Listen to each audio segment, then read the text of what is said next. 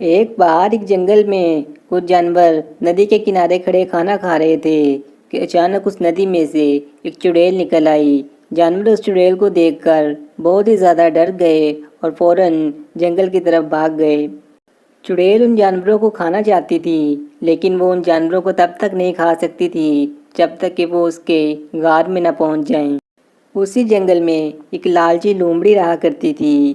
ایک دن چڑیل اس لومڑی کے پاس گئی اور اس نے کہا کہ اگر تم کہو تو میں تمہیں بہت ہی زیادہ پیسہ دے سکتی ہوں، لیکن اس کے لیے تمہیں میرا ایک کام کرنا ہوگا۔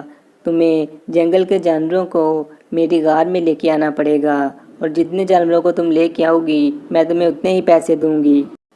لومڑی بہت ہی لالچی تھی، وہ فوراً سے چڑیل کی بات مان گئی اور جنگل کے جانوروں کو ڈھونڈنے لگ گئی کہ ان کو چڑیل کی غار تک لے کے جا سکے۔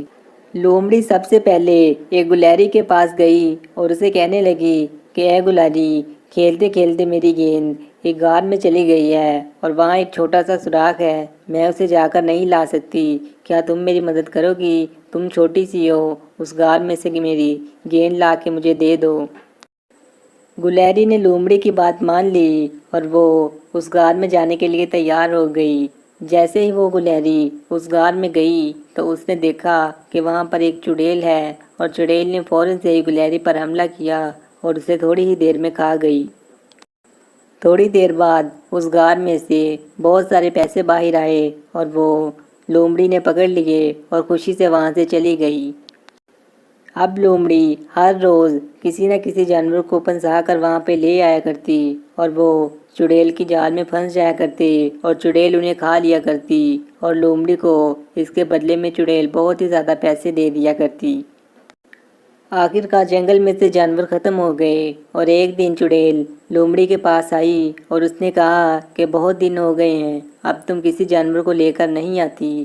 تو لومڑی نے کہا کہ اس جنگل میں سے جانور ختم ہو گئے ہیں۔ تو چڑیل نے سوچا کہ چلو اس جنگل میں سے جانور تو ختم ہو گئے ہیں، آؤ ہم دوسرے جنگل میں چلتے ہیں اور وہاں سے جا کر جانوروں کا شکار کرتے ہیں۔